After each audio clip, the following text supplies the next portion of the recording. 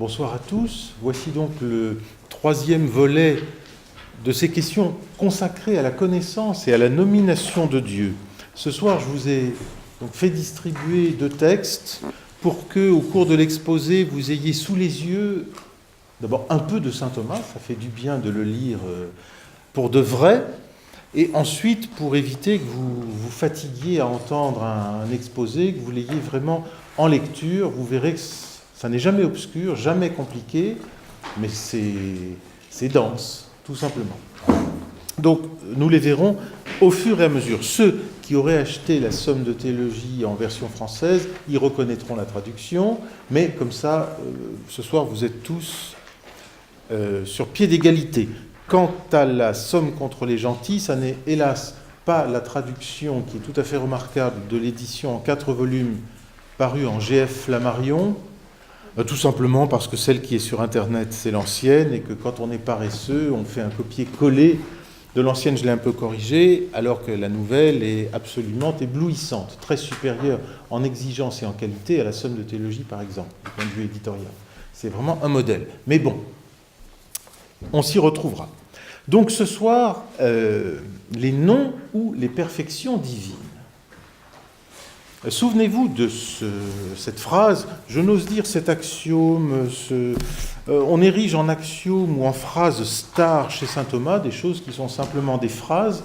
Il n'a jamais voulu en faire des principes ou quoi que ce soit, il les énonce simplement, et plus elles sont importantes, plus il a l'air de les balancer sans s'en préoccuper davantage.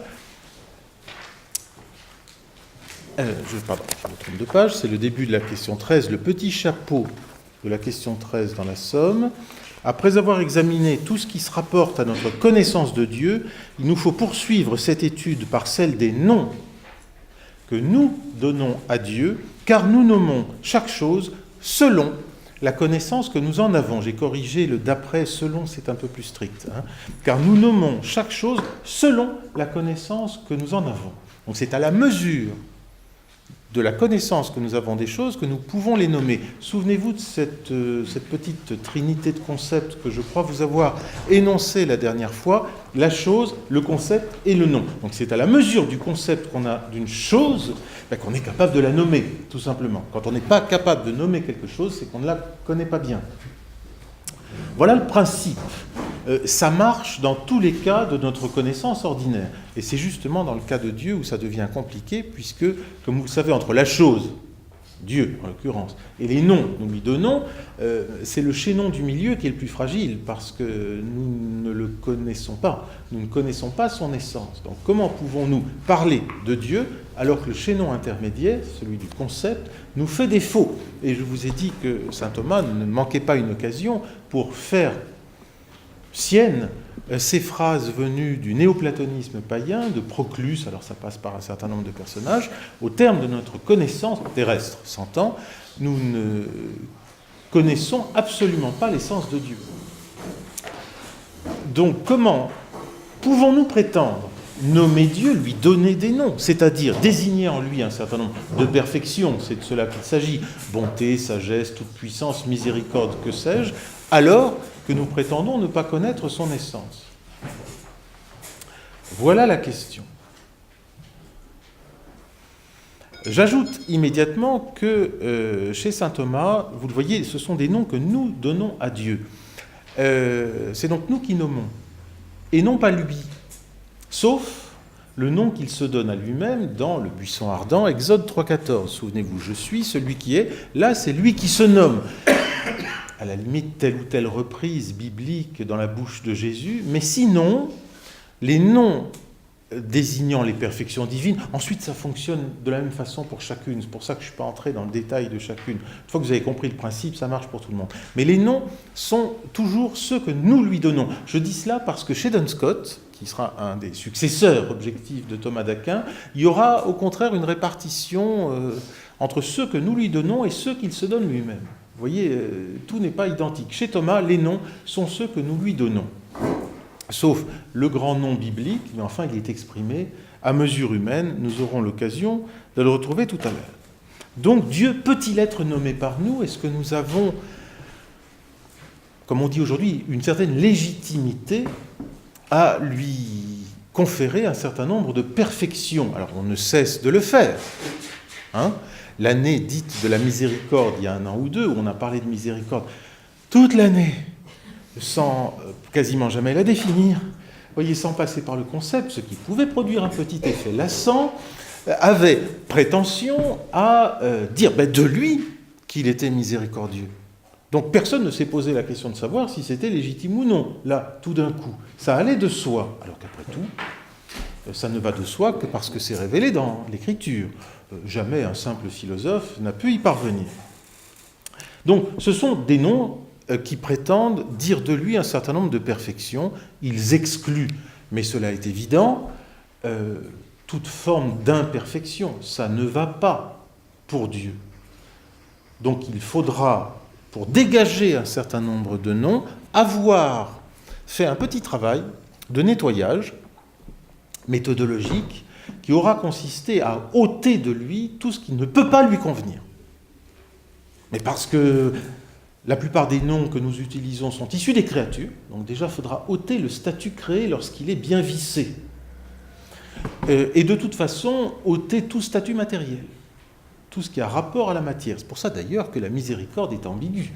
Parce que, autant la miséricorde au sens strict peut lui convenir très bien, c'est Dieu en tant qu'il se penche sur notre misère, hein, c'est le cœur de Dieu en tant qu'il se penche sur notre misère, autant la compassion est plus ambiguë. C'est pas tout à fait la même chose. La compassion, c'est le fait de souffrir avec quelqu'un. Vous voyez, subir une passion avec quelqu'un. Ça ne peut pas lui convenir. Dieu, dans sa nature divine, n'a pas de cœur humain, il ne souffre pas. Donc vous voyez, miséricorde et compassion seraient déjà à distinguer. Il y aurait à affiner un certain nombre de choses. Et nous allons voir que pour les noms divins, il faudra avoir fait ce travail de nettoyage, de distinction, à moins de concéder que certains noms ont un emploi un peu décalé, affaibli, très parlant, mais décalé et affaibli, ce qu'on appelle des métaphores. Il y a des images, des comparaisons imagées. Alors là, il y en a des tonnes, y compris dans la Bible. Si je dis Dieu est un lion, le roc de mon rempart, enfin bon, est-ce que je désigne en lui un animal à crinière? Non, de toute évidence, il y a transposition, et tout le monde la comprend en plus, parce que le lion symbolise l'animal fort et plus ou moins royal, et on voit bien que cela convient à Dieu. Mais il y a transposition. Donc, au sens strict, ces noms-là ne seront pas acceptés, ils seront refusés à l'entrée, comme métaphoriques. Car, avec Thomas d'Aquin, comme avec Albert le Grand, son maître, donc deux maîtres qui s'installent au milieu du XIIIe siècle, s'en est fini du XIIe siècle et sa théologie allégorique, symbolique. Le XIIe siècle est le grand siècle de la théologie allégorique, où on utilise au contraire beaucoup les images, que l'on sait être des images, mais on les utilise beaucoup à ce titre.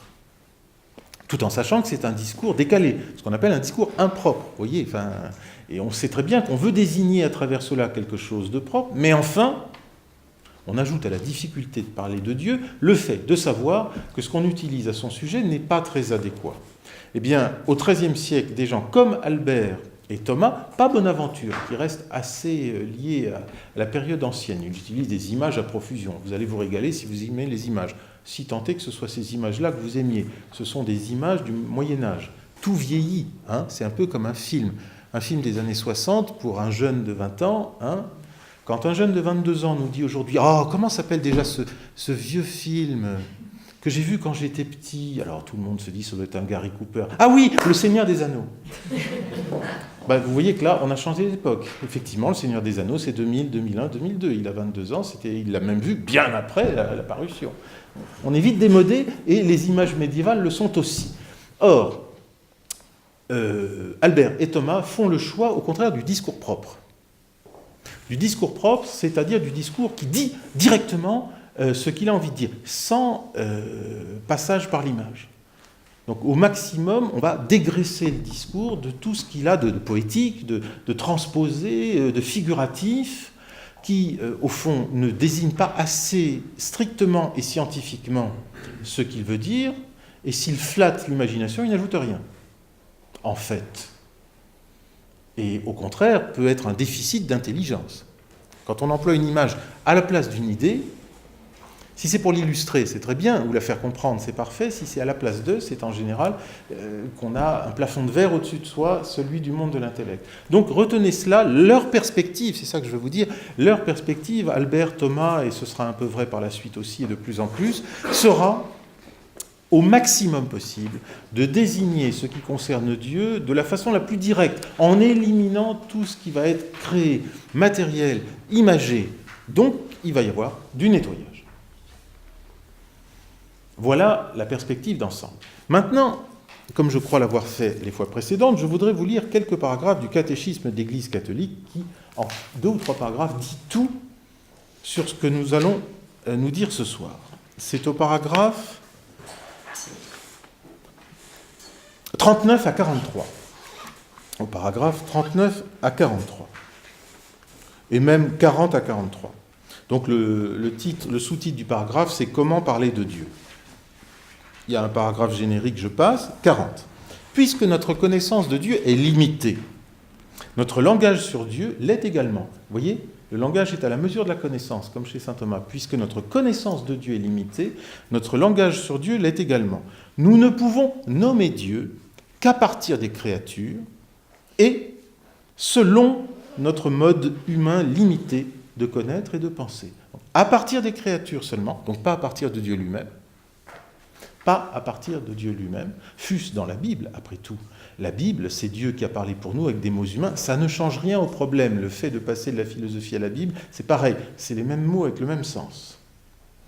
Même s'ils viennent de Dieu, ils sont de toute façon offerts dans leur consistance humaine. Donc, c'est à partir des créatures et selon notre mode humain limité de connaître et de penser. Tout le problème qui nous occupe ce soir va être de passer par les fourches caudines des limitations de notre connaissance. Alors on va y être sensible aux limitations de notre connaissance. Et d'une certaine manière, avec le retour en force de ces questions aujourd'hui, nous n'y sommes que trop. Et la sous-question est-ce que notre mode humain de connaître et de nommer les choses est à ce point limité qu'il nous empêche de dire quelque chose de propre, de pertinent sur Dieu, qui nous empêche de dire quoi que ce soit sur l'être divin. Et certains le disent, au nom de certaines métaphysiques, certaines théologies, de certaines prétendues mystiques, ou aujourd'hui de métaphysique qui se passe en plus de celui dont on parle, à savoir, à force de ne rien dire, c'est peut-être qu'on a envie qu'ils disparaissent purement et simplement. L'ultime refuge de ces questions étant chez Jacques Derrida, ou ce qu'on appelle alors la théologie négative, et sur fond d'athéisme. Donc on peut aller très loin. La mode actuelle de Maître Eckhart va tout à fait en ce sens. Donc l'impossibilité presque totale de dire quoi que ce soit sur Dieu. Le danger n'est pas aujourd'hui d'en dire trop, mais plutôt de se mettre des limites extrêmes. Et il y a, sur ces questions, toutes les positions possibles. Il y a une sorte de curseur qui se promène, vous voyez, de 0 à, 500, il y a une flèche qui bouge. Saint Thomas a peut-être une position médiane, il est à 250, si vous me pardonnez ces mathématiques stupides, alors que d'autres sont plutôt dans des extrêmes où on en peut dire beaucoup, ou pas du tout, ou presque pas, ou quand même beaucoup plus que saint Thomas. Donc chacun a sa position. Vous ne trouverez pas, même chez les médiévaux, même entre Albert et Thomas, il y a déjà une différence énorme. Paragraphe 41. Les créatures portent toutes une certaine ressemblance de Dieu. Ça, c'est le fondement théologique. Il nous a créés à son image et ressemblance. Tout spécialement, l'homme créé à l'image et ressemblance de Dieu. Les multiples perfections des créatures, puisqu'on parle des créatures, leur vérité, leur bonté, leur beauté, reflètent donc la perfection infinie de Dieu. C'est là-dessus qu'on va pouvoir s'appuyer théoriquement pour dire quelque chose de Dieu. Nous partons des créatures. Or, les créatures ont des qualités. Ces qualités sont censées être à l'image et ressemblance de Dieu. Donc, le peu de qualités qu'on va trouver dans les créatures seront des reflets exacts de quelque chose qui se trouve en Dieu à un état plus parfait. Des reflets. Mais les reflets reflètent. Ils disent quelque chose de ce à quoi ils se réfèrent. Ça, c'est très important parce que au fond, c'est le moyen terme, à la fois théologique et métaphysique, ce qui va permettre de fonder quand même le langage, si, en tout cas, c'est permis, c'est la ressemblance des créatures à Dieu. Si je détecte de la bonté et de la sagesse dans les créatures, à plus forte raison, ces qualités-là vont-elles se trouver dans le Créateur, vous voyez, à plus forte raison. Mais comment opérer le tremplin? C'est facile à dire, mais encore faut-il que ça marche. Dès lors, continue le paragraphe 41, nous pouvons nommer Dieu à partir des perfections des créatures, citation, car la grandeur et la beauté des créatures font par analogie contempler leur auteur, Sagesse 13.5, c'est le texte de la sagesse que nous avons vu la dernière fois, avec l'apparition, pour la première fois dans l'histoire, du terme d'analogie appliqué à Dieu, c'est la Bible qui l'offre sur un plateau.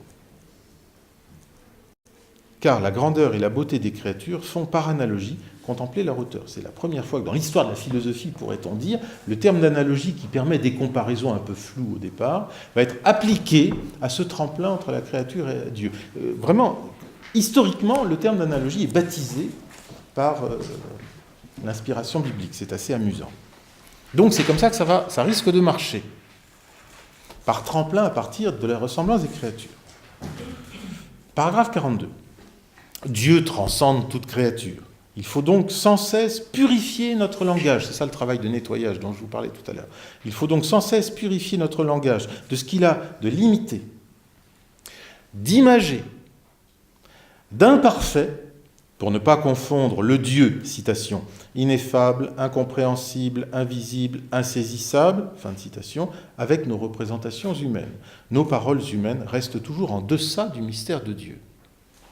Je reviens sur la citation. Donc, purifier notre langage des images et des imperfections pour ne pas confondre le Dieu ineffable, c'est-à-dire celui dont on ne peut rien dire, incompréhensible, qui ne peut pas être connu dans son essence, invisible, insaisissable, avec nos représentations humaines. Alors, la citation est prise là, dans la liturgie de Saint Jean Chrysostome Anaphore. Ils auraient pu creuser un petit peu plus loin, c'est en fait du vocabulaire néoplatonicien qui se balade de moyens platoniciens, car il y a les platoniciens, les moyens platoniciens et les néos, c'est du vocabulaire philosophique grec qui se balade depuis des siècles, c'est d'origine païenne, et c'est passé chez les chrétiens. Quasiment toujours avec les 4 mêmes termes, un peu main dans la main, on les retrouve toujours ensemble. Le Dieu ineffable et incompréhensible, en tout cas les 2 premiers, c'est ça qui nous intéresse, c'est du vocabulaire philosophique passé en théologie chrétienne, jusqu'à aujourd'hui. Bon, on devine que dans le dossier qui nous occupe, la philosophie platonicienne joue un rôle considérable. C'est comme ça que ça s'est fait, jusqu'à aujourd'hui. 43. En parlant ainsi de Dieu, notre langage s'exprime certes de façon humaine, mais il atteint réellement Dieu lui-même. Il atteint, sans pourtant pouvoir l'exprimer dans son infinie simplicité. Donc notre langage s'exprime de façon humaine, donc limitée, etc., mais il atteint Dieu lui-même. Alors là, attention, il ne dit pas, mais il vise Dieu lui-même. Viser quelque chose, c'est le prendre pour cible, mais ne pas être certain de l'atteindre, pour le coup. Et viser, en plus, a pris un sens très strict, mais qui va très bien avec l'image que je viens de dire dans la philosophie moderne, où c'est vraiment l'esprit qui fabrique son objet, mais il n'est pas sûr de l'atteindre, justement. Tandis que, quand on dit « il atteint réellement Dieu lui-même », c'est-à-dire il touche vraiment son être.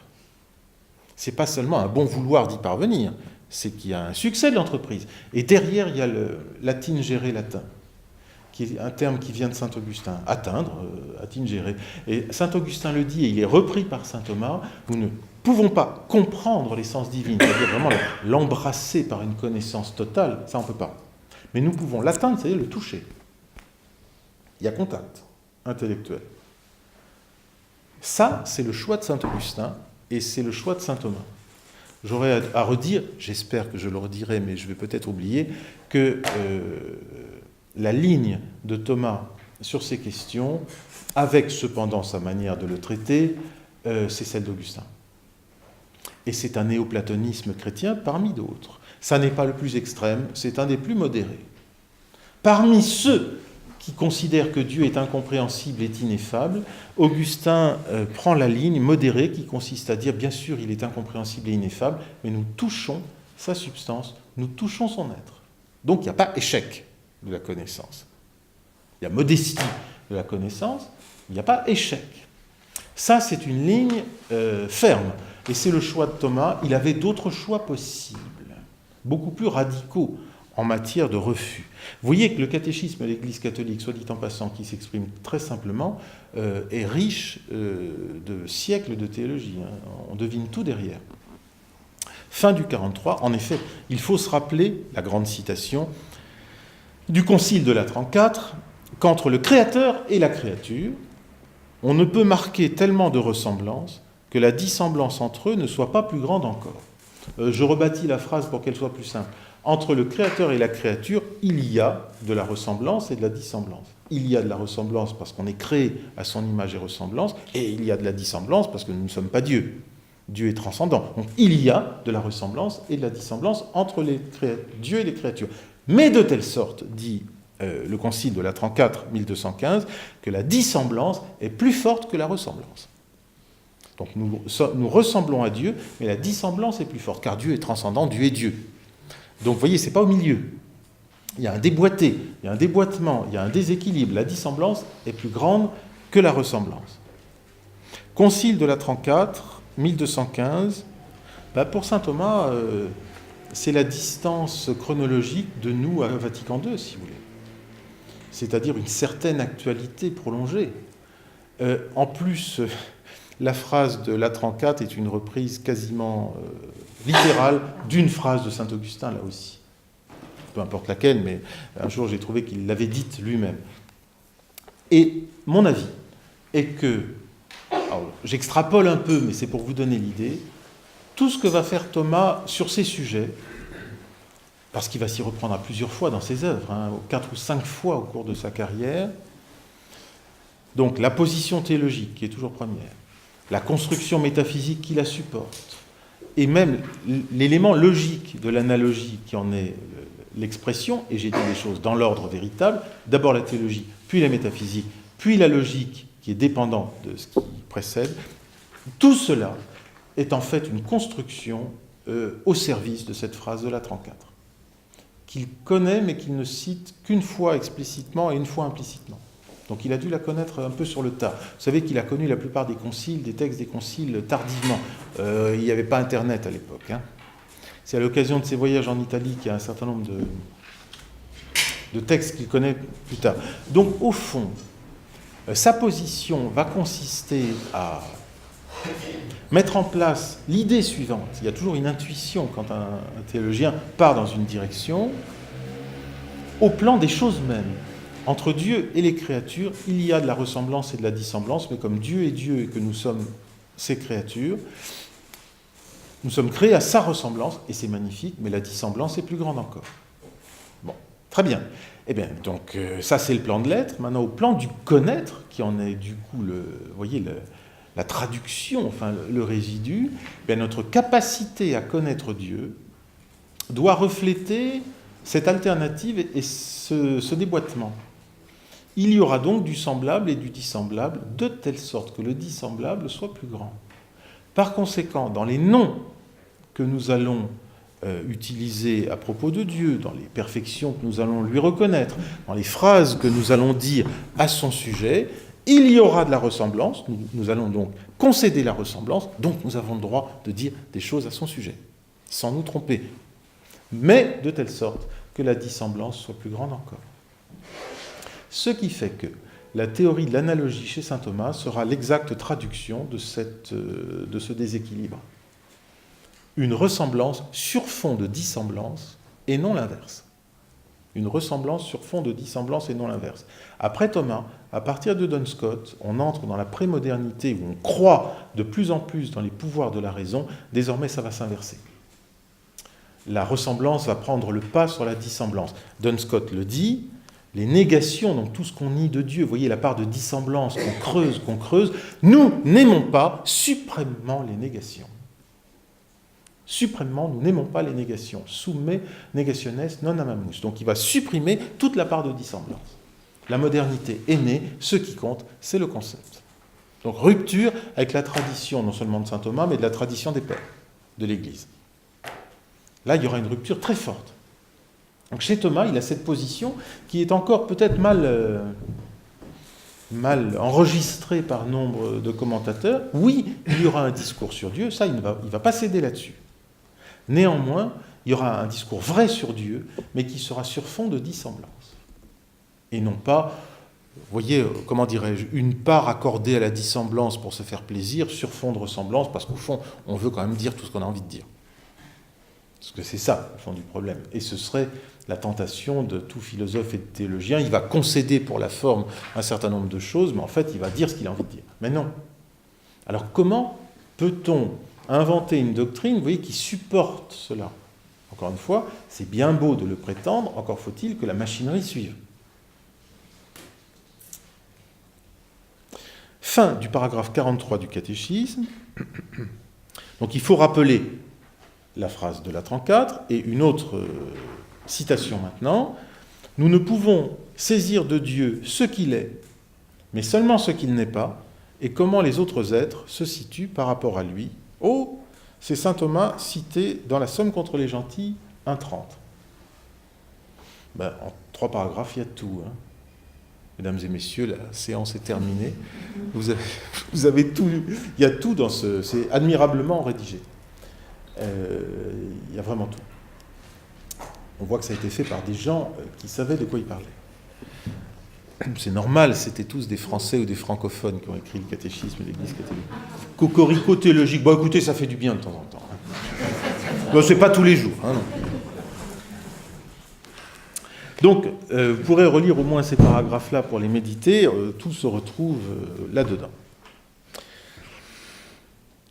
Alors, justement, je ne voudrais pas commencer par la Somme de théologie, je vais y venir tout à l'heure. Je voudrais vous présenter le texte de la Somme contre les gentils, 1.14, qui a été titré, mais parce que je l'ai sorti d'un autre dossier, La voix négative chez Thomas d'Aquin. Pourquoi est-ce que j'ai choisi ce chapitre qui est entier de la Somme contre les gentils 1.14? Parce que il n'est pas écrit comme les autres. Saint Thomas peut traiter 4, 5 fois le même sujet au cours de sa carrière, il ne le fait jamais de la même façon, ce qui est très déstabilisant d'ailleurs. Sa position ne varie pas forcément sur le fond, mais l'écriture varie du tout au tout. Je voudrais vous présenter ce chapitre qui explicite mieux qu'un autre le travail de nettoyage de nos concepts. C'est-à-dire la façon dont nous allons rendre nos concepts présentables pour Dieu, un peu comme on taillerait des diamants, si vous voulez. Au début, c'est un gros caillou, et on en fait une pierre avec 1000 reflets. Donc nous utilisons les concepts issus des créatures, ceux qui sont à notre disposition, y compris l'amour, la miséricorde, ou ces choses-là, on n'a pas tellement mieux. Mais comment peuvent-ils être utilisés à propos de Dieu avec un certain travail? Et ce travail des concepts qui va impliquer de les creuser, c'est-à-dire d'enlever d'abord certains concepts complètement. Ceux qui sont directement et seulement liés à la matière, on les élimine d'office. Bon. Mais ceux qui sont un peu entre deux, comme l'amour par exemple, c'est à la fois charnel et spirituel. Pour Dieu, il va falloir enlever l'élément charnel pour ne conserver que l'élément spirituel. Un peu comme la miséricorde tout à l'heure, qui va être dégagée de l'aspect compassion. Bon. Donc ça, c'est un travail. Et ce domaine du travail des concepts est nommé ici, par Thomas, la voix négative, dans son titre. Je me permets de vous signaler que ce vocabulaire de la voix négative est utilisé par Thomas un nombre extrêmement économe de fois dans son œuvre. Dans la question 13 des noms divins de la Somme, jamais la mention, alors que c'est là qu'il est en train d'en parler. C'est vraiment le grand laboratoire. Il est dans la question 13 de la Somme, il n'y a pas l'expression. Il l'utilise très peu dans son œuvre, il y a une économie extrême, et je m'étais amusé lorsque j'avais travaillé ce thème plus à fond, à essayer de voir d'où venait la fameuse expression très à la mode aujourd'hui de théologie négative, parce que c'est de ça qu'on est en train de parler. C'est-à-dire de voyer tout ce qu'on est obligé de nier de Dieu pour que ce qui est dit le soit de manière pertinente. Et je me suis aperçu à ma grande surprise que c'est une expression aujourd'hui très utilisée, partout, dans son extension extrême, de la position très modérée de saint Thomas jusqu'à une position complètement athée, si vous voulez, où on nie Dieu lui-même finalement. Bon, vous voyez, il y a tout un champ. Ben, ce vocabulaire qui est aujourd'hui très utilisé, les gros dictionnaires scientifiques le manifestent, les gros dictionnaires actuels de théologie ont une entrée théologie négative, dans les années 50, elle n'y est pas. Par exemple. Alors qu'historiquement, c'est attesté, ce sera casé ailleurs, en théologie mystique, par exemple, ou des choses comme ça, ce qui n'est pas du tout inintéressant. Et je me suis dit, bon, d'abord chez saint Thomas, est-ce que l'expression s'y trouve? Jamais. Ben mince alors que le sujet était déjà célèbre. Chez Albert, pas davantage. C'est curieux. Ça vient, tout le monde le dit, de Denis l'Aréopagite, dans sa théologie mystique, chapitre 3, titre. Sauf que dans l'édition critique de Denis, les titres ont sauté parce qu'ils sont inauthentiques. Donc comme il y a une seule mention de l'expression dans son œuvre et qu'elle disparaît, il ne reste rien. Denis l'Aréopagite, père de la théologie négative, n'en est pas le père. Je me suis dit, là, il y a quelque chose qui est bizarre. D'où cela vient-il? Alors d'abord, qui a commencé?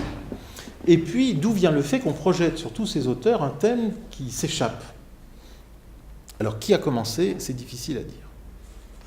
Je n'ai pas vraiment trouvé, en tout cas dans son acception latine, je ne l'ai jamais vu avant la Renaissance, avant Pic de la Mirandola, avant Charles de Beauvais et Nicolas de Cuse, avant Nicolas de Cuse, théologie négative. C'est très tardif, 15e siècle. Donc rien avant. Et au XXe siècle, apparemment, ça a redémarré de manière publique avec le théologien protestant Karl Barth, puis par Urs von Balthasar qui l'a popularisé dans le monde catholique. Je pense que l'un et l'autre ont lu, car ce sont des élèves en culotte courte en Allemagne au début du XXe siècle, un livre de philosophie de la religion, c'était alors très à la mode, d'un certain Rudolf Otto, en 1917, Le Sacré, vous voyez, une sorte de philosophie générale des religions, qui utilise, je suis tombé dessus, l'expression théologie négative, théologia negativa, citée en latin, pour désigner les Upanishads. Donc rien de chrétien. Comme l'expression qu'on voit dans tous les sermons qui me saoulent, de Dieu est le tout autre. Hein? C'est Rudolf Otto, le sacré, ça vient du bouddhisme. Ça n'a rien de chrétien. Dieu n'est pas à ce point autre puisqu'il s'est incarné. Hein? Il y a quelque chose qui ne sent pas bon dans l'emploi chrétien abusif de cette expression qui n'est pas d'origine chrétienne. Vous voyez que les termes sont toujours porteurs d'un ADN auquel il faut quand même être attentif. Le tout autre, mon œil. Bon. Je passe sur cette question. Et donc, d'où vient cette expression de théologie négative? C'est des réemplois indirects par effet de galets lancés. Ça s'est imposé sans s'imposer au cours des siècles, et c'est vraiment le XXe siècle qui projette sur son histoire une traçabilité, une généalogie très incertaine. Bon, c'est pas inintéressant en soi. Pourquoi je dis tout à l'heure que ça venait de la théologie mystique? Parce que, et ça c'est un point extrêmement important, chez Denis l'Aréopagite, 6e siècle, je vous ai raconté un peu sa vie, je crois, la dernière fois, non? De Denis. Je ne sais plus. Ah, je ne vous ai pas fait le coup de Denis. Qui est Denis l'Aréopagite? Il faut que je vous le dise entre parenthèses. Là, c'est un des auteurs majeurs du sujet qui nous occupe ce soir. Denis l'Aréopagite est un personnage, si je vous ai dit à propos du texte de saint Paul, je crois, qui, à la fin du texte, vous voyez, du discours de saint Paul en Athènes, tout le monde rigole à la fin de son discours, sauf quelques femmes et un certain Denis. C'est tout ce qu'on sait, c'est dans les Actes des Apôtres. Hein. Et on a un corpus d'œuvres d'un certain Denis l'Aréopagite, donc de l'Aréopage d'Athènes, un traité des noms divins, tiens, un tout petit traité en une dizaine de pages intitulé La théologie mystique, et puis 2 traités, la hiérarchie céleste, les anges, les 9 cœurs des anges, puissance, principauté, domination, c'est lui ça. Et la hiérarchie ecclésiastique. Et puis quelques lettres. Et cet auteur se dit dans les lettres le Denis l'Aréopage. Et il écrit à Jean de Patmos qui est en train d'écrire l'Apocalypse. Et cet auteur, qui a écrit en grec, arrive chez les Latins au XIIIe siècle et c'est un quasi-apôtre quand même, donc il jouit d'une réputation quand même, non pas d'auteur inspiré, mais enfin quand même de très haute gamme de personnage apostolique qui a écrit une œuvre théologique. Il a écrit ce corpus, il était en Athènes, Il est censé avoir été premier évêque de Paris, la basilique Saint-Denis. Et il a écrit son œuvre au VIe siècle. C'est sûr qu'il a une vie longue, pas très occupée quand même. Aujourd'hui, depuis le XIXe siècle, on sait que c'est un auteur du VIe siècle. Mais on n'en sait pas beaucoup sur lui. C'est pour ça qu'on l'appelle pseudo-Denis souvent. Je préfère dire Denis. Il s'appelait vraiment peut-être Denis. Une hypothèse de Jean-Luc Marion consiste à dire que c'était peut-être un nom de religion. Comme un gars qui s'appelle Robert s'est appelé frère Marie-Bernard. Sans prétendre être Saint-Bernard. Personne n'est dupe. Vous voyez, il a pris ce nom. Après tout, c'est un personnage, pourquoi pas. Ouais, sauf que quand même, c'est pas seulement un moine du VIe siècle, un moine syrien du VIe siècle, ça on le sait, qui aurait pris un nom de religion. Il prétend écrire à Jean, qui écrit l'Apocalypse. Donc effectivement, il y a une volonté de pseudo, au moins littéraire. Et tout le monde est dupé. Et du temps de saint Thomas et Thomas lui-même, il a affaire à un corpus quasi apostolique, donc de haute teneur théologique et surtout philosophique, ultra gorgé de néoplatonisme, et qui traite de ces questions. Le grand traité des noms divins, c'est lui. Et la théologie mystique, je liquide cette question-là, la théologie mystique est en fait un traité sur les noms divins, sur la manière dont on connaît Dieu et dont on se dépouille petit à petit de nos concepts pour s'unir à Dieu au-delà des concepts.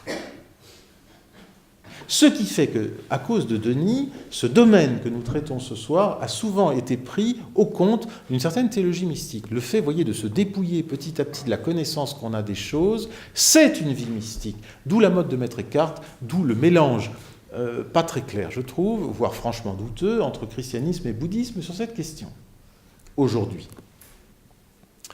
Sauf que... pour Thomas, ça n'a rien de mystique, cette histoire-là. Mais ça explique que ce soit mis dans l'entrée théologie mystique, dans les dictionnaires. Bossuet cite le glorieux Denis, père de la mystique. Vous voyez, enfin, il s'intéresse de l'enfant Jésus qui n'a pas lu Denis, a lu Saint Jean de la Croix qui a lu Denis, et ça court partout. Enfin, jusqu'à aujourd'hui, il a exercé une influence gigantesque sur la théologie orientale et la théologie occidentale. Donc on le met au compte des mystiques, mais est-ce que ce travail, vous voyez, de purification de notre connaissance ultra-spéculative, est-ce que c'est de la mystique? Est-ce que c'est de l'union à Dieu? Pour Denis, oui, c'est de l'union à Dieu, avec l'intellect, au-delà de la connaissance. Mon idée, c'est que chez Thomas, dans la somme de théologie, mais aussi dans toutes ses œuvres, il utilise massivement Denis, il le cite tout le temps, et de manière très pertinente. Ne parle jamais de ces reprises qu'il fait de lui au compte d'une quelconque mystique. Entendez mystique, connaissance affective, voyez, union avec Dieu. C'est de la connaissance spéculative. Théologique, pas seulement philosophique, mais c'est de la connaissance spéculative. C'est un peu la boîte à outils de la connaissance spéculative. Si vous voulez de l'union à Dieu, moi je suis latin, je suis assis sur les œuvres de Grégoire le Grand. Si vous voulez de la théologie mystique de l'union à Dieu, allez voir du côté du traité de la charité. C'est l'amour qui fait la mystique, pas la surenchère spéculative. Et Thomas, discrètement, alors que attention, il a Denis en face de lui comme un quasi-apôtre, hein, on ne jette pas la pierre, hein, c'est pas possible, autant qu'il le respecte. Bon, je vais revenir sur ce qu'il en pense, mais il ne peut pas l'attaquer de front. Et il l'utilise toujours positivement. Je pense qu'il le détourne par mode de silence. Il le réduit à être une réflexion, vous voyez, sur la boîte à outils de notre connaissance de Dieu. Pas du tout au territoire de la mystique. La mystique, c'est la charité, l'union à Dieu dans l'amour. Et c'est là où Thomas est génial, à mon avis, c'est que pour lui, le lieu de la mystique, c'est l'amour. Je dis la charité, les dons du Saint-Esprit, enfin tout, mais tout ce qui relève du domaine de l'amour. Justement pas la connaissance spéculative. Ça, c'est un truc d'intello. Et saint Thomas se désolidarise complètement de ce montage intellectuel. Sous le rapport où le montage intellectuel prétendrait à lui seul être une vie mystique. La vie mystique, c'est l'amour. Il ne faut pas se tromper d'objet. Toujours est-il que Denis, il le reçoit en pleine figure, et quand il était un petit étudiant auprès d'Albert le Grand à Cologne, Albert le Grand, qui lui aussi a commenté Denis, il a même commenté tout Denis, lui, Thomas la moitié seulement. le commentaire des noms divins, du traité des noms divins par Albert, on sait que saint Thomas y a assisté, vu que le texte d'Albert qu'on a, c'est les notes de cours manuscrites de Thomas. Donc là, vraiment, pour une fois, on sait exactement ce que saint Thomas a suivi. Donc, il a quelque chose à en dire. Sait-il que Denis est un pseudo? Donc que ce n'est pas un personnage évangélique, que c'est un philosophe, un théologien chrétien du tardif, 6e siècle, hyper néoplatonicien. C'est difficile. Normalement, il ne le sait pas. Sait-il, a fortiori, que Denis est un converti, ancien élève probablement du philosophe païen Proclus, fin 5e siècle, donc Denis, début 6e, c'est une génération après, donc son ancien élève, et que Denis a voulu faire, avec sa théologie des noms divins, une sorte de christianisation de l'ultime métaphysique grecque, représentée à ses yeux par Proclus ou Proclos, fin 5e siècle. Or, Proclus ou Proclos est philosophe païen, qui existe en Budé, en traduction, sa théologie platonicienne et ses éléments de théologie. C'est lui, Proclus, qui invente l'expression de nom divin au pluriel. Mais il est païen, donc il est polythéiste. Et chez Proclus, les noms divins, ça désigne beaucoup de noms parce qu'il y a aussi beaucoup de dieux quand même. Et oui, donc vous avez deux expressions. Moi je me suis demandé pendant des années, est-ce qu'il y a une différence entre nom divin, perfection divine et attribut divin? En tout cas entre nom divin et attribut divin. Il y a peut-être des différences, il faut regarder de près. Non, c'est simplement que ça vient de chez Proclus, et chez Proclus, philosophe païen, ça désigne des classes de dieux qui sont différentes. Il y a des dieux haut de gamme et des dieux bas de gamme. Bon, je ne sais plus si c'est les noms ou les attributs, ça j'ai pas réussi à le retrouver. C'est dans la théologie platonicienne 1.29. Donc les noms désignent les dieux du haut de gamme et les attributs les dieux bas de gamme. Alors une fois, ça c'est la grande théologie grecque païenne. Denis, converti, qui réécrit la métaphysique païenne en termes chrétiens, comme il est chrétien, il n'y a plus qu'un seul dieu, donc les noms s'entrechoquent. Vous voyez, il y en a trop désormais. Mais ça explique au moins la surabondance de vocabulaire. C'est tout bête. C'est simplement parce qu'on est passé à un seul Dieu. Et en fait, les traités de Denis sont la réécriture de la métaphysique païenne avec, désormais, un seul Dieu, le Dieu chrétien. C'est très bien quant à l'intention. Est-ce qu'il a digéré tout ce que cela impliquait? Ça peut se discuter. Et saint Thomas va lui-même confesser que Denis, il a un style obscur quand même. Il aurait pu le dire d'Aristote et pourtant il ne l'a jamais dit. Dieu sait si Aristote, c'est épouvantable à lire. Mais Denis, c'est terrible, parce qu'il a des expressions très orientales, disons, le Dieu suressentiel, le Dieu au-delà de tout. Bon. Thomas se rend-il compte que Denis est en fait un personnage du VIe siècle? Normalement, non. Je me demande s'il ne s'en rend pas compte. En fait, je suis aux prises à nouveau avec un autre traité de saint Thomas, qui est le commentaire du Livre des Causes, qui est un traité anonyme du IXe siècle, que l'on croyait être d'Aristote. C'est lui qui démasque le fait que ce n'est pas un traité d'Aristote. Et il s'aperçoit que c'est en fait une vilaine copie de Proclus, d'un autre traité de Proclus. Et Thomas, sur son bureau, a le traité de Proclus original, en latin, le Livre des Causes qui est du IXe siècle, et il dit, mais le Livre des Causes, c'est Proclus en moins bien, c'est Proclus en moins bien. Là, il le dit de manière beaucoup moins rigoureuse. Vous voyez, il fait une analyse extrêmement critique, et c'est très curieux, alors que ça n'a rien à voir, il a en 3e livre sur sa table, dans cette étude-là, Denis. Qu'est-ce que ça vient faire là?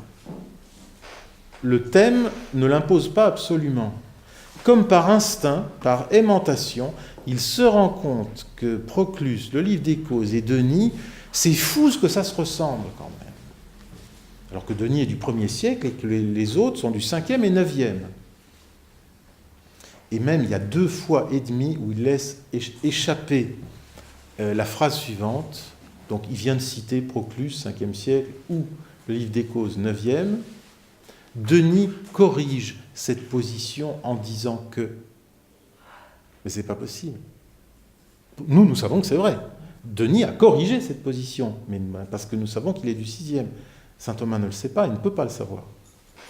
Alors, ou bien, ce serait assez dans sa manière, la date des arguments importe peu. Ce qui compte, c'est la force d'un argument, quel que soit le siècle dans lequel il l'occupe. Donc, un argument antérieur peut corriger un postérieur par la force de la vérité qui en émane. Bon, un argument anhistorique, si vous voulez.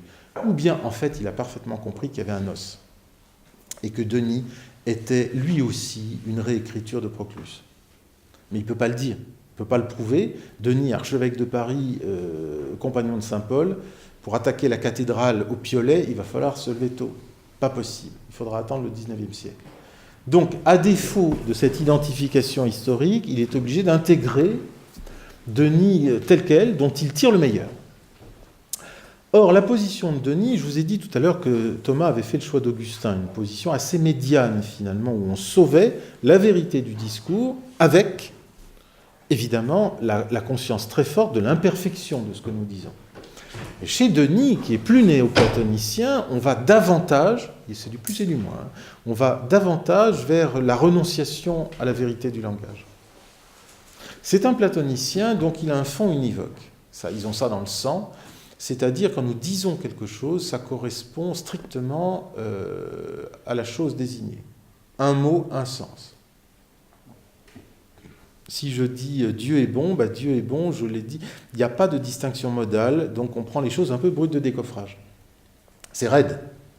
Or, on est quand même, puisqu'on est chrétien, très conscient que Dieu est transcendant. Donc, si je veux respecter la transcendance de Dieu, alors que je n'ai à ma disposition que des mots qui ont toujours le même sens, et donc qui ont un sens, semble-t-il, identique pour la créature et pour Dieu, vous voyez, c'est ça le danger. Un sens identique pour la créature et pour Dieu, ça crée un voisinage dangereux. Et comme on n'a pas moyen de moduler sur le sens des mots, il y a un moment, on est obligé d'y renoncer. Pour compenser trop de ressemblance, on va être obligé de faire trop de dissemblance. C'est un peu comme une montgolfière, on coupe la corde à un moment. Pour qu'elle s'envole, il faut couper le ruban. Et donc Dieu est bon, mais pas comme nous. Donc il est au-delà de la bonté. Dieu toujours plus grand, Dieu toujours au-delà, dont on ne peut plus rien dire pour respecter sa transcendance. Bon, très bien, on ne peut plus rien en dire alors. Le moment négatif a été très fort. La seule rupture possible de l'univocité, c'est l'équivocité. Du tout pareil, on passe au tout différent. Il n'y a pas de milieu. On n'a pas les moyens instrumentaux du milieu. Vous voyez, c'est un peu tout ou rien. Et comme on sent que tout, c'est trop, on fait de l'anthropomorphisme. Pour compenser, pour respecter Dieu, on l'envoie, vous voyez, dans une transcendance où on ne peut plus rien dire. Alors chez Denis, ce n'est pas complètement négatif, mais c'est quand même assez fort. Il y a plus fort encore dans le refus, c'est Maïmonide, le philosophe juif Moïse Maïmonide, qui représente pour Thomas, et en soi, la position la plus stricte. Parce qu'il est néoplatonicien lui aussi, comme par hasard, parce qu'il est juif, aristotélicien un peu à ses heures, mais parce qu'il est juif, donc le sens et la transcendance de Dieu, c'est pas rien non plus. Donc de Dieu dans son être, nous ne pouvons rien dire du tout. On est dans l'équivocité totale. On peut dire simplement ce qui n'est pas, ou son rapport aux créatures. Ce qu'il fait pour nous, d'accord. Il fait pour nous des merveilles. Ça ne veut pas dire qu'il soit merveilleux, on n'en sait rien. Vous voyez ? C'est entièrement retourné vers nous, par défaut. Mais on ne peut rien dire de l'essence de Dieu. C'est la position la plus stricte. Denis, c'est moins strict, mais quand même, ça tire très fort dans le sens d'un dépassement. Dieu est toujours au-delà de l'essence, il est suressentiel, il est au-delà de l'amour, il est au-delà de tout, donc on ne peut rien en dire. Et Denis est une autorité majeure. À égalité de néoplatonisme entre ces trois personnages principaux, Maïmonide, Denis et Augustin, Augustin est le plus modéré, Thomas choisit Augustin. Il ne le dit pas comme ça, mais ça maintenant j'en suis absolument certain. D'ailleurs, une fois que ces questions du Dieu unique sont finies, vous voyez les perfections du Dieu unique qui concluent le traité, une fois que ces questions des noms divins sont finies, l'emploi massif de Denis dans la somme de théologie s'estompe, c'est curieux.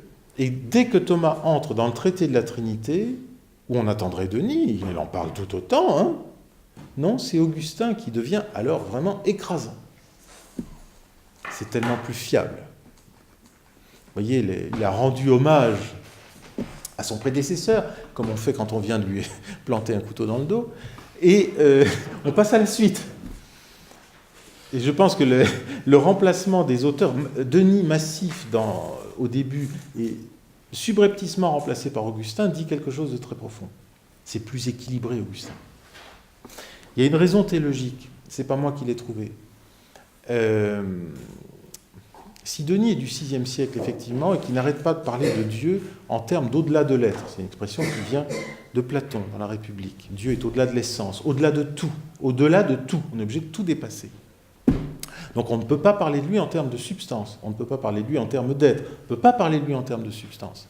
C'est très embêtant, parce que le concile de Nicée et les pères cappadociens parlent de Dieu en termes de substance.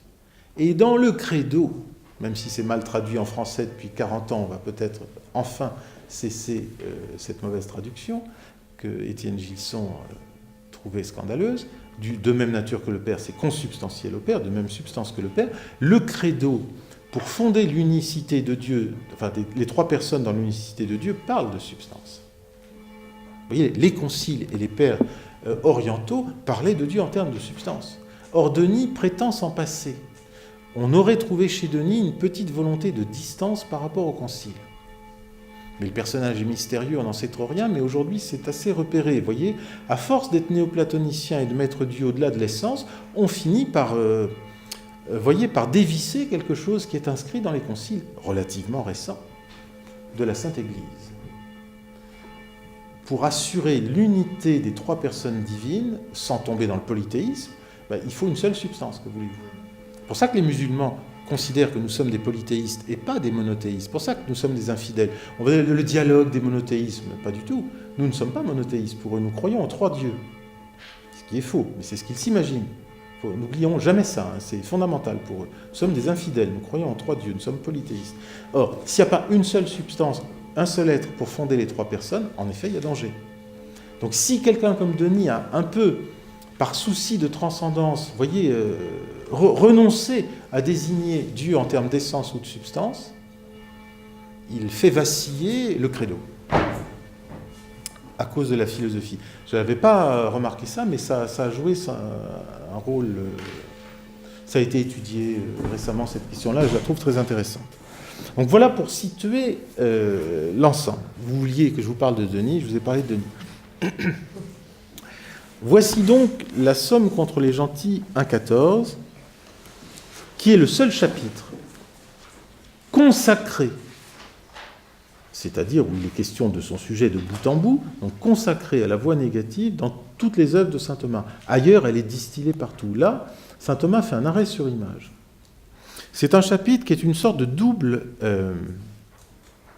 charnière, vous savez, comme les portes de cuisine des restaurants qui s'ouvrent dans les deux sens. Il y a deux fois un jeu de charnière, c'est horrible mon image, mais enfin, c'est pour vous faire comprendre. Une charnière avec ce qui précède et une charnière avec ce qui suit, mais il y a quand même un petit plat, c'est le chapitre lui-même.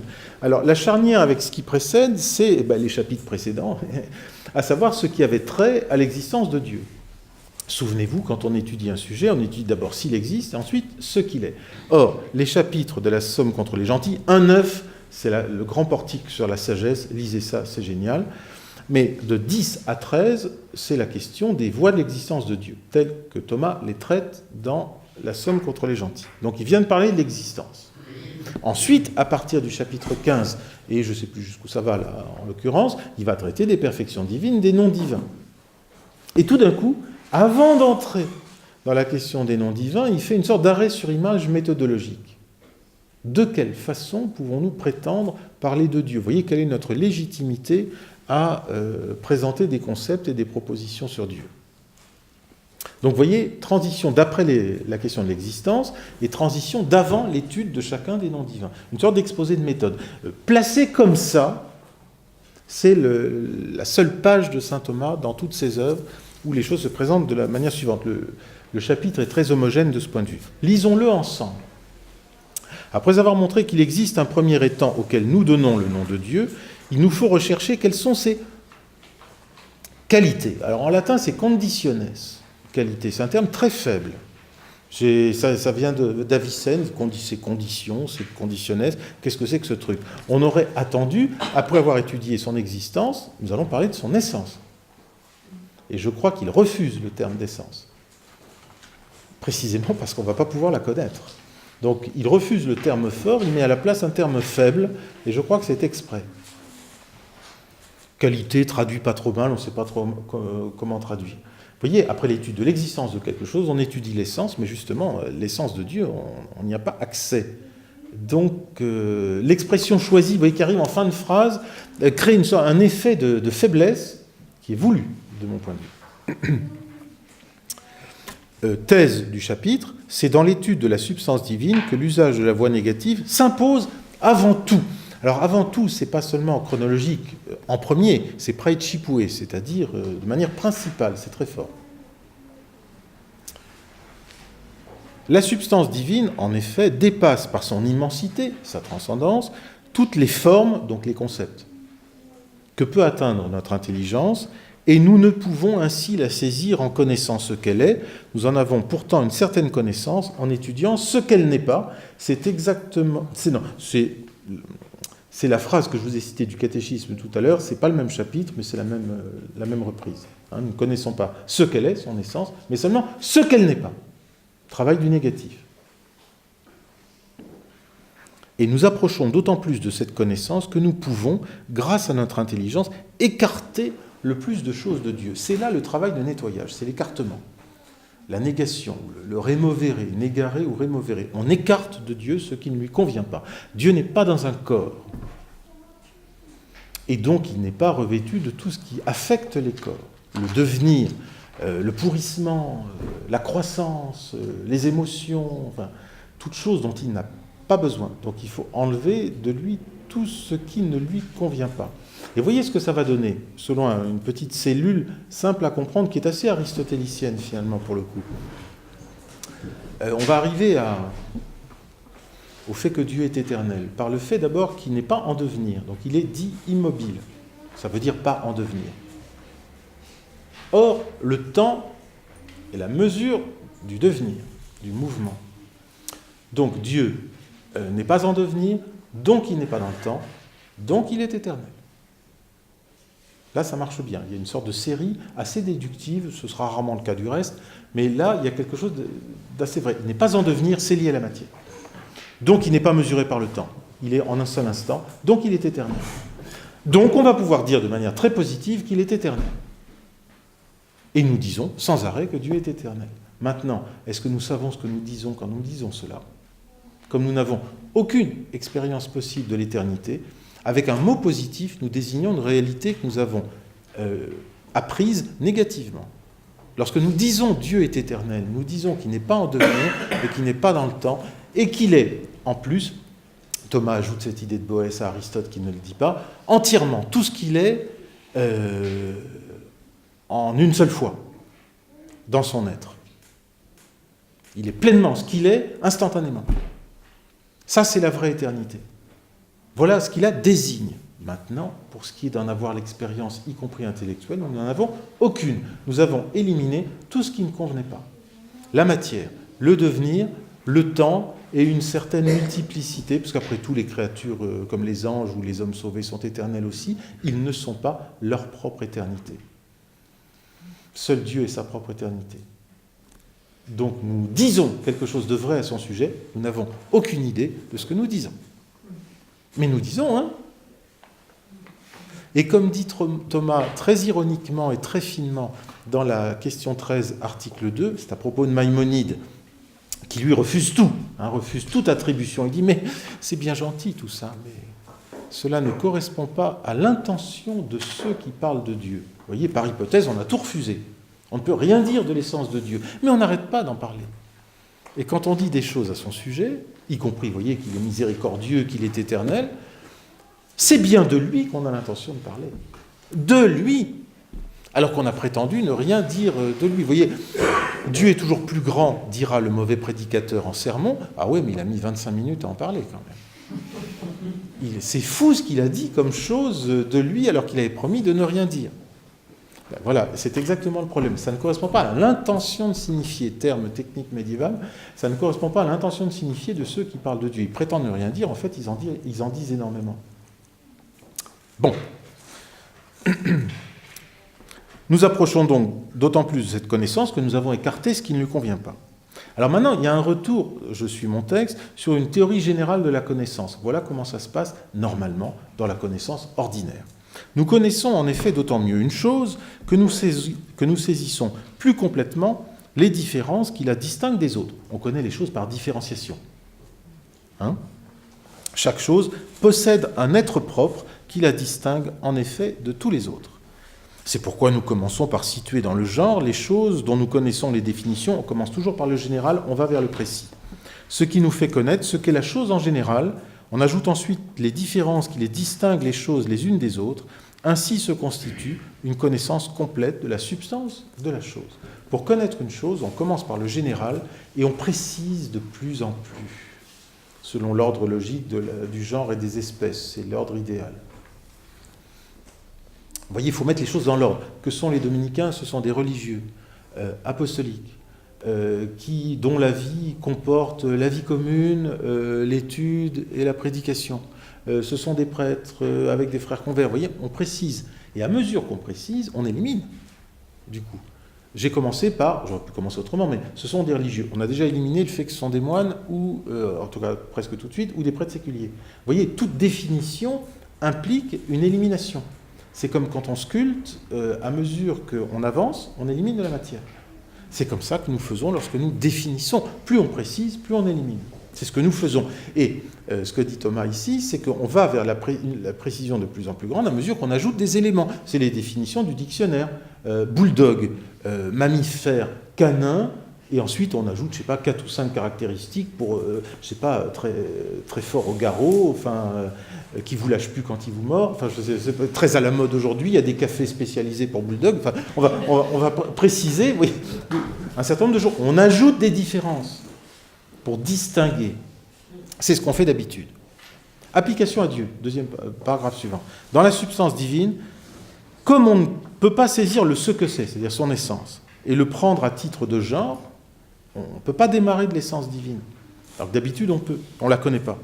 Ne pouvant non plus saisir sa distinction des autres choses par le moyen de différences positives, en ajoutant des trucs, comme on le fait habituellement, force est de la saisir, la substance divine, par le moyen de différences négatives. Les différences négatives, terme employé 2 fois ici, et c'est le seul emploi de cette expression dans toute l'œuvre de saint Thomas. On va on va préciser la connaissance qu'on a de Dieu en enlevant des choses. Il n'est pas ceci, il n'est pas cela, il n'est pas en devenir, il n'est pas dans la matière, il n'est pas en devenir, il n'est pas dans le temps. Vous voyez? Et c'est ça qui va nous donner, au plan de l'énoncé, une connaissance positive, en ayant ôté tout ce qui ne lui convient pas. Or, de même que dans le domaine des différences positives, une différence en entraîne une autre, et aide à serrer davantage la définition de la chose en marquant ce qui la distingue d'avec un plus grand nombre, de même, application à Dieu, une différence négative en entraîne-t-elle une autre et marque-t-elle la distinction d'avec un plus grand nombre. Si nous affirmons, par exemple, que Dieu n'est pas un accident, nous le distinguons par là même de tous les accidents. Si nous ajoutons ensuite qu'il n'est pas un corps, nous le distinguons encore d'un certain nombre de substances. Et ainsi, progressivement, grâce à cette sorte de négation, le distinguons de tout ce qui n'est pas lui. On fait un portrait en ombre chinoise, si vous voulez. De plus en plus précis, mais du dehors. Vous voyez ce que je veux dire? Un peu comme il y a des portraits souvent de personnages célèbres, de musiciens, notamment en ombre chinoise, vous voyez, sur fond noir. Et si on connaît un peu les portraits des musiciens, on les reconnaît. Alors qu'on ne voit pas les têtes. Mais on sait immédiatement que c'est la tête de Mozart. Vous voyez ce que je veux dire? Mais c'est exact, alors qu'on ne voit pas la tête. C'est exactement ça. Ça devient de plus en plus distinct, de plus en plus précis, alors qu'on ne voit pas l'objet. C'est par différenciation. Très bien, on arrive au terme de cela, et c'est les phrases finales qui sont les plus importantes. Il y aura alors une connaissance propre de la substance divine. Vous voyez, j'ai démarré la soirée en disant le discours propre. On aura une connaissance propre. Donc, attention, saint Thomas ne termine pas par l'inconnaissance ou le dépassement de tout. Il y aura une connaissance propre de la substance divine quand Dieu sera connu comme distinct de tout. C'est quand même filigrané, vous voyez, en ombre chinoise. Mais ce sera une connaissance propre et pas un refus de connaître. Et ça, c'est une différence énorme. C'est une connaissance propre et non pas un refus de connaître. Balancement, mais il n'y aura pas connaissance parfaite, car on ignorera encore ce qu'il est en lui-même. Ce sera une connaissance propre, mais une connaissance imparfaite, car au terme de notre connaissance, alors qu'on aura fait tout ce travail, l'essence de Dieu continuera à nous être inconnue. Ce sera une connaissance propre, et pourtant l'essence de Dieu continuera à nous être inconnue. Ça, c'est la position de Thomas. Denis aurait dit, on ne rejoint pas l'essence divine, on ne rejoint que l'action qu'il a sur nous, les fameuses énergies des orientaux, mais c'est sur fond de refus métaphysique, et on s'unit à lui dans l'inconnaissance au sommet. Ça, c'est Denis. C'est positif, mais il n'y a aucune connaissance. Et Maïmonide aurait dit, on ne connaît rien de son essence. Il n'y a pas de connaissance propre. Il est ignoré purement et simplement. Alors que la modernité après saint Thomas va au contraire balancer dans le sens d'une connaissance de plus en plus forte. On va partir de l'essence divine et ça va vous donner des traités de théologie de plus en plus agressifs, j'allais dire, enfin, vous voyez, de plus en plus sûrs d'eux-mêmes et en démarquage, mais vraiment en dédoublement, des traités de métaphysique qui prétendront nous faire partir de l'essence divine et en déduire toutes les propriétés avec une santé, une coupe rose et un degré d'alcoolémie tel qu'on croira avoir dit beaucoup de choses de Dieu, alors qu'un jour il y aura Kant pour dire c'est ça qu'il faudrait faire, mais ça ne marche pas. Et tout s'écroule. Et c'est la fin de la métaphysique et on ne s'en est jamais relevé. La grenouille a voulu se faire plus grosse que le bœuf. Thomas était beaucoup plus prudent. Jamais il n'a accordé, ni en philosophie, ni en théologie, le fait de partir de l'essence de Dieu. Même quand Dieu se révèle, c'est toujours selon les modalités humaines, donc ça ne nous le fait pas voir. L'essence de Dieu, elle sera vue au ciel, pas sur terre. Les philosophes qui le suivront vont essayer de grignoter petit à petit, comme Joffre disait de la ligne allemande en 1915, je les grignote. Il se faisait bouffer pendant ce temps-là, mais il grignotait. Donc on a grignoté de plus en plus dans le sens d'un poids donné à la connaissance de l'essence. C'était une illusion de la représentation conceptuelle. Thomas est infiniment plus prudent. C'est ce qui lui permet, vous voyez, des déclarations comme celle-là, enfin toute la thématique, c'est ce qui lui permet aujourd'hui, Thomas d'Aquin, de survivre vraiment comme philosophe de premier rang, à toutes les critiques modernes et contemporaines, notamment celles de Heidegger et autres, qui ont critiqué très vivement les prétentions à une métaphysique qui en savait trop. Beaucoup de philosophes ont sombré, ne s'en relèvent pas, lui surnage. C'est peut-être un des seuls. Il faut le savoir. Enfin, on s'en est aperçu après coup. Ouf, ben oui, mais il avait cette prudence qui consistait à dire, attention, sur Terre, il faut l'accepter, nous n'avons pas de connaissance de l'essence divine. Donc il va falloir faire sans. Est-ce que cela condamne la vérité de notre discours? Non, justement pas. Comme je crois vous l'avoir dit la semaine dernière en passant, mais en me promettant d'y revenir, nous n'avons pas de connaissance conceptuelle de Dieu, mais nos phrases sont justes, notre discours est juste. Lorsque nous disons que Dieu est bon, nous ne savons pas comment il est, mais nous savons que c'est vrai.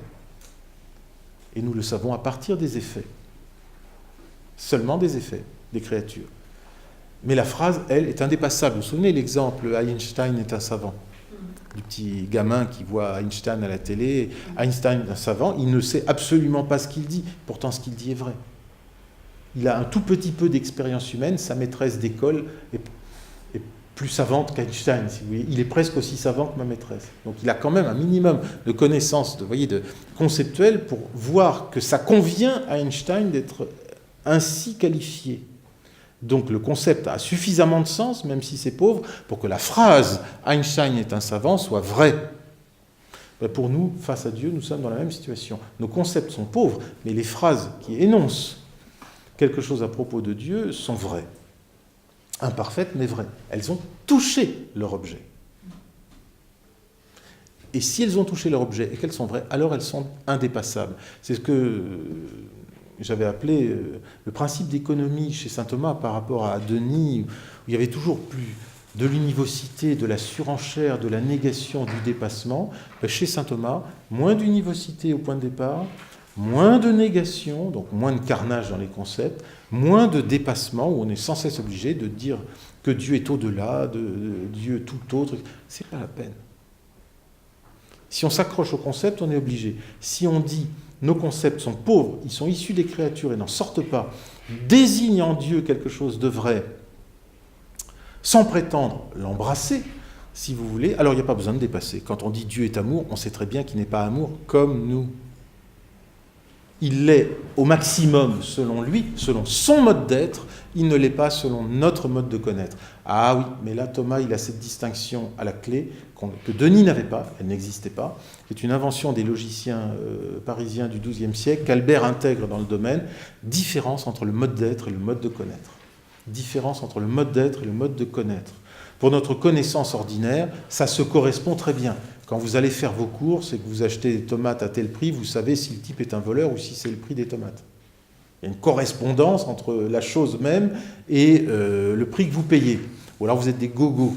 Quand sur Amazon, vous voyez un livre neuf à 19,90 €. Neuf, 19,90 €. Occasion, 286 €. Le livre est tout neuf, de l'année dernière. C'est fréquent sur Amazon, vous avez remarqué, j'ai jamais compris. Là, si vous achetez celui à 286 €, je vous dis, là vraiment, c'est pas la peine, quoi. En tout cas, ne faites pas de Saint-Thomas. Il y a une correspondance du mode d'être et du mode de connaître au titre ordinaire. Dans le cas de Dieu, ça ne se correspond plus. Son mode d'être, c'est-à-dire sa divinité, dépasse infiniment notre mode de le connaître. Mais on le sait. Et une fois qu'on le sait, ça assouplit terriblement les choses. Si je dis Dieu est bon ou Dieu est sage, je sais très bien que son mode de l'être, sa façon de l'être est infiniment supérieure. Oui, ça n'annule pas la vérité du langage. J'ai quand même le droit de dire qu'il est bon. De toute façon, au-delà de la bonté, il y a quoi ? Il y a la méchanceté. Il faut faire attention à ce qu'on dit aussi. Vous voyez, les au-delà des choses, ça peut nous faire valser. Donc, en fait, c'est cette souplesse modale que les anciens n'avaient pas et que Thomas a, qui lui permet de sauver les phrases en étant parfaitement conscient de l'effet de soufflet, vous voyez, de signification. Pour avancer dans la connaissance de Dieu selon la voie négative, prenons comme point de départ ce qui a été mis en lumière plus haut, à savoir que Dieu est absolument immobile, c'est-à-dire qu'il n'est pas dans le devenir. C'est la base des preuves de l'existence de Dieu. C'est ce que confirme d'ailleurs l'autorité de la Sainte Écriture. Il est dit au livre de Malachie, « Je suis Dieu, je ne change pas ». Tiens, ça c'est bon de se l'entendre dire à une époque où on veut voir Dieu changer tout le temps. Saint Jacques écrit « Chez lui n'existe aucun changement ». On lit enfin au livre de Nombres « Dieu n'est pas un homme pour qu'il change ». Fin du chapitre, et ensuite il part sur l'immobilité de Dieu, c'est-à-dire sur le fait que Dieu, premier attribut dans la Somme contre les gentils, n'est pas soumis au devenir. Puisque l'heure tourne, je voudrais vous présenter de la question 13 de la Somme, qui est quand même le grand texte classique sur ce dont nous parlons, le fameux article 11, qui n'est pas le dernier c'est le 12e. Le nom « celui qui est », donc vous reconnaissez Exode 3,14, est-il plus que tous les autres le nom propre de Dieu ? Au fond, il y a une sorte de sprint final des noms de Dieu. Quel est le meilleur ? Ah, il y en a deux en lice. Il y a être, donc celui qui est, et puis bêtement, il y a Dieu. Pour dire Dieu, il y a le mot Dieu quand même. Enfin, vous voyez, c'est aussi simple que ça. Donc lequel des deux est le meilleur ? Je résume un peu la situation. Il dit sous un certain rapport c'est l'un, sous un autre rapport c'est l'autre. Celui qui est, c'est pas mal, parce que d'abord ça a été révélé par Dieu, donc ma foi, c'est pas plus mal qu'un autre. Et puis, comme c'est le mot être sans autre précision, ça désigne le mot être dans son acception maximale, vous voyez, sans rétrécissement, et donc ça dit bien Dieu, le côté être infini. Bon. D'un autre côté, le mot être à lui tout seul ne dit pas Dieu. Si vous dites être, vous n'avez pas dit Dieu. Dieu est être, mais l'être n'est pas Dieu, contrairement à ce que dit Maître Eckhart. Il ne faut pas pousser non plus, sinon les vaches et les petites fleurs sont Dieu aussi. Donc le mot être à lui seul ne postule pas Dieu. Le mot Dieu dit mieux Dieu que être. Si vous dites, qu'est-ce que tu fais ? Je prie, tu pries qui ? Je prie l'être. Moi, je me méfie. Si vous dites, je prie Dieu, bon, déjà, c'est un peu plus précis. Enfin, il va falloir préciser encore. Mais voyez, tout simplement, parce que l'intention de signifier du mot Dieu, qui est un terme générique, est de désigner une divinité. Il se trouve qu'il n'y a qu'un seul Dieu, donc ça va. Mais le mot Dieu est davantage imposé, davantage fabriqué, pour désigner Dieu en Dieu. Donc, au fond, vous voyez, sous des rapports différents, les deux termes sont les meilleurs possibles. Mais tout d'un coup, au moment du sprint final, il y en a un troisième qui arrive à toute allure et qui leur passe devant. C'est la solution numéro 1. Donc, vous voyez, dernier paragraphe, solution numéro 1. Ce nom, celui qui est un nom de Dieu plus propre que ce nom Dieu, en raison de ce dont il est tiré, l'être, et quant à son mode de signifier, ainsi de sa connotation temporelle, comme on vient de le dire. Donc l'être est meilleur parce qu'il est plus large, simplement. Toutefois, en raison de ce qu'il entend signifier, ce nom Dieu est plus propre, car ce qu'il entend signifier, c'est la nature divine. Quand on dit Dieu, on veut parler de Dieu. Ce que je viens de vous raconter. Et plus propre encore est le tétragramme, employé pour signifier la substance divine, selon qu'elle est incommunicable et, si l'on peut ainsi parler, singulière. C'est quoi le tétragramme? Tétragrammaton, donc saint Thomas a le mot, donc mot, ça, en grec ça veut dire mot en 4 lettres. Ça semble être le nom en 4 lettres par lequel Dieu s'est nommé dans la Bible. Et apparemment, saint Thomas ne sait pas quel il est. Par Maïmonide, il connaît le mot tétragramme. Dans l'édition de Maïmonide qu'on a, il y a Yahvé quand même. Mais on n'a pas le Maïmonide latin qui nous permettrait de savoir si c'est bien dans l'édition que saint Thomas avait sur le nez. J'avais écrit à l'époque à Rémi Brague qui m'a dit « Oh, écoutez, m'en parlez pas. » Le spécialiste qui doit nous donner le texte de Maïmonide latin que saint Thomas avait sur ses genoux, ça fait 40 ans qu'on l'attend. Donc on peut attendre encore longtemps. Bon, très bien. Donc, apparemment, saint Thomas n'a pas à sa disposition Yahvé, Jéhovah. Le tétragramme, en 4 lettres, qu'on translitère en YHWH, si vous voulez. Il ne l'a pas. Il ne sait pas. Ça, c'est un loupé de l'histoire de la philosophie. Il sait qu'il y en a un qui va désigner Dieu comme un prénom absolu. Vous voyez, celui qui n'est porté que par lui seul, parce que les prénoms, après tout, ils sont portés par plusieurs. Donc, selon la substance divine, selon qu'elle est incommunicable, c'est-à-dire selon qu'elle n'est pas partagée par d'autres, est singulière, donc vraiment le prénom absolu. Il sait qu'il y a un nom qui convient à Dieu seul. Il sait, et il ne sait pas que c'est Yahvé ou Jéhovah, selon les voyelles qu'on met dans les consonnes. Parce qu'au XIIIe siècle, on ne les a pas. C'est perdu, ce sera récupéré par la suite. La Vulgate a traduit comme la Septante, c'est-à-dire comme nos Bibles liturgiques actuelles. Par souci pour les Juifs, on a enlevé le nom sacré, on l'a remplacé par le Seigneur. Yahvé est remplacé par le Seigneur, donc Kurios ou Dominé. Donc ça a disparu, si vous voulez, des Bibles, et donc il ignore le mot Jéhovah. Il l'ignore à tel point qu'il l'utilise une fois dans son œuvre sans s'en apercevoir. Parce que j'avais regardé chez saint Thomas, est-ce qu'il y a Yahvé ou Jéhovah? Alors, j'ai cherché toutes les orthographes possibles. Non, jamais, sauf une fois, je me précipite. C'est dans sa Catena Aurea, c'est-à-dire cette espèce de copier-coller gigantesque à propos des 4 évangiles. Pour chaque phrase de l'évangile, il y a 3 ou 4 citations des pères de l'Église. Pour chaque phrase de l'évangile, il y a 4 citations des pères de l'Église. Il n'y a rien de saint Thomas, mais c'est lui qui a tout fait. Bon.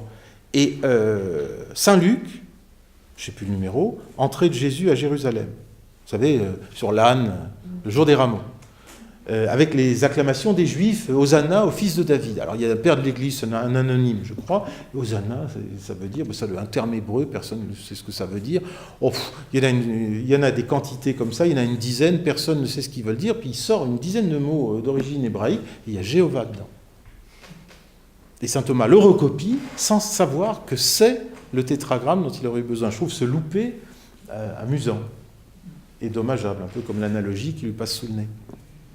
Bon, donc c'est le nom révélé par Dieu, suprêmement, même s'il ne sait pas quel est le tétragramme, il sait qu'il y en a un, et par ailleurs, en fait, il vient de l'utiliser, c'est celui qui est, sans savoir que c'était celui-là. Il est en train de l'utiliser. Depuis le début de l'article, dans son œuvre, c'est amusant, c'est que par instinct, il sait qu'il y a quelque chose qui y correspond. Retenez, en tout cas pour la question de la légitimité du discours, s'il s'agissait de s'appuyer sur la maîtrise que nous avons de nos concepts, donc des idées que nous avons, et de les appliquer à Dieu, en prétendant que cela dit Dieu totalement, là nous nous ferions de grandes illusions. Dieu est effectivement au-delà de toutes nos conceptions. Donc s'il s'agissait de s'appuyer sur les concepts, comme les concepts sont à échelle terrestre, alors il ne passerait pas le ciel. Et Dieu serait toujours au-delà. Et on serait obligé de renoncer au discours vrai, au discours propre, et on s'astreindrait alors au silence. Ce que ceux qui prétendent le faire ne font jamais, soit dit en passant. Les mystiques du silence sont toujours extrêmement bavards sur cette question-là. Mais s'il ne s'agit pas de choses conceptuelles, s'il s'agit de savoir si nos énoncés sont vrais, si nos phrases sont vraies, le fait d'attribuer un concept terrestre à Dieu, avec une distinction modale, est vrai. Est-il vrai de dire que Dieu est bon, sage, puissant ou miséricordieux? Ben oui, c'est vrai. Nous n'en avons pas une connaissance parfaite.